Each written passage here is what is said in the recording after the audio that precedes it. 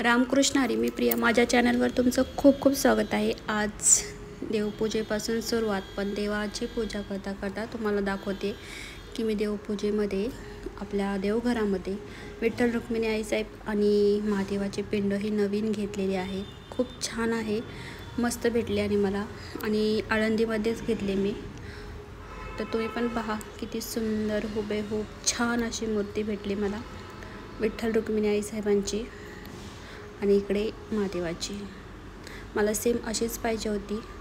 तर मग अभिषेक केला दही दूध पंचामृतने, आणि छान असं पूजासुद्धा छान झाली आणि प्रसन्न वाटलं. आता फक्त एकच देव मला घ्यायचं आहे, आणि माझी पहिल्यापासून इच्छा होती की पंचधातूमध्ये सर्व माझे देव असावे. तर एक एक घेते. अजून फक्त एक देव राहिला आहे, ते नंतर सांगेन जेव्हा गेल तेव्हा. तर चला तर पुढे. तर 2-3 दिवस प्रवास करून आल्यानंतर हे कंगवे जे आहेत ते मी धुवायला टाकले होते. दाखवण्याचा उद्देश हाच आहे की आपण प्रवासातून आल्यावरती इकडे तिकडे ठेवतोच. तर त्यामुळे मी हे डिशवॉशमध्ये अर्धा तास भिजत ठेवले होते, आणि भिजवल्यानंतर सुद्धा खूप छान निघतात ते. आता हे ब्रशनी आणि जेवढे होते घरात ते सुद्धा घेतले, प्रवासातले वेगळेच आणि आरूचे सुद्धा घेतला. तर ते व्यवस्थित भिजून टाकायचे. डिशवॉश जरी टाकलात तुम्ही फेस करण्यासाठी तरीही चालेल. आता ते व्यवस्थित घासून घ्यायचे ब्रशच्या साहाय्याने, किंवा जी घासणी असेल किंवा ब्रश त्याने घासून घ्यायचे. अगदी इझिली निघतात हे. आणि आपले ज्या गोष्टी आपण वापरतो घरामध्ये त्या वेळच्या वेळी क्लीन झाल्या पाहिजे, आणि त्या चांगल्यासुद्धा राहतात. आणि जिथे आपल्याला गरज आहे, जिथे वस्तू आपली नीटनेटकी पाहिजे तिथं क्लीन झालीच पाहिजे. तर ह्याही गोष्टी मी महिन्यातून किंवा कुठं बाहेर जाऊन आल्यावरती ह्या गोष्टी क्लीन होतातच, आणि अगदी इझिली निघतं. आता हे पूर्ण घासून झालेत. आता मी एक साईडला सुकत ठेवते, आणि छान असे निघतात.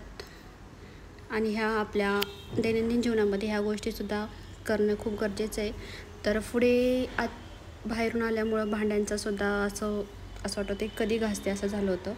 तर क्लिनिंग पण करायचीच होती, कारण की आता आपले सणसुद्धा चालू होतील, वटपौर्णिमा, नागपंचमी. तर मी एक सर्व क्लीन करायला घेतलं. पोटमाळा माझा आधीच झाला होता, त्यानंतर मग तो काय मला व्हिडिओमध्ये शूट करता नाही आलं, कारण एकटीनेच करत होते. पण हे कोकरी युनिटचे आहे ते मी पूर्ण क्लीन केलं, आणि ट्रॉल्यांचं एका दिवसामध्ये पूर्ण टोटली सर्व बाहेर काढून आतमध्ये शिरून पूर्ण व्यवस्थित क्लीन करून घेतलं. खूप भारी म्हणजे, आणि मला बराच दिवस झाले, 2 महिने झाले मी केलंच नव्हतं. ट्रॉल्यांचं बाहेरून करायला भेटायचं पण आतून नव्हतं भेटत. तर सर्व A to Z त्याचे कार्डशीट जे आहेत ते टाकायचे खालचे, ते सुद्धा पूर्ण धुवून बिवून सर्व व्यवस्थित. आणि आरूसुद्धा इथे मला मदत करत होती भांड्यांचं सेट करून, म्हणजे कुठल्या ठिकाणी काय ते तिला मी सांगून मग ती मला मदत करत होती. तर कार्डशीट सर्व टाकून झाले याच्यामध्ये, आणि आता भांडीसुद्धा पटकन लावून घेते.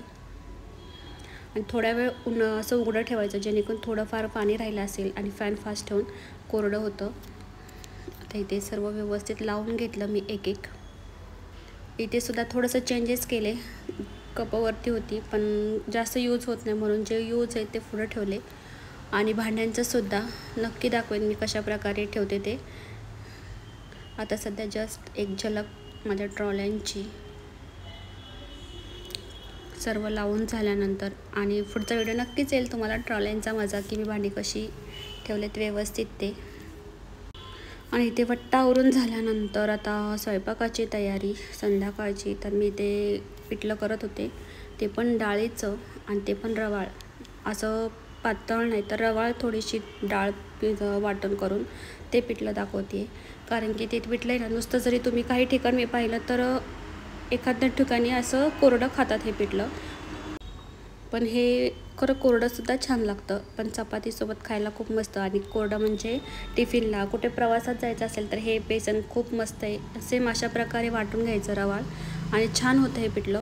थोडा वेळ लागतो ह्या पिठल्यांना. अगदी मिरची लसूण याचं वाटण करून, आणि तेलाचं प्रमाण थोडं जास्त टाकायचं, कारण आपण हे नुसतं वाफेवर करणार आहोत, त्यामुळं तेल हे जास्त टाकायचं या बेसनामध्ये. आणि ते 15-20 मिनटामध्ये माझं हे बेसन तयार झालेलं आहे. खूप छान लागतं, नक्की ट्राय करा.